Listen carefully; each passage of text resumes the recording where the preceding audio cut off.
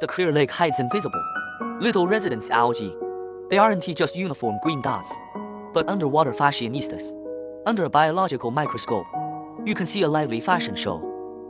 Like cladophyra algae forming fuzzy little balls, or spherical volvox colonies in tiny, fully equipped euglena cells. Some even stack up like a tower.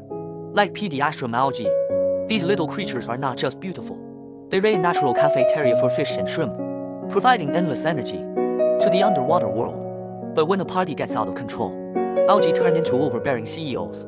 This is the algal bloom phenomenon. Algae suddenly explode in reproduction. They consume all the nutrients, causing a sharp decline in biodiversity.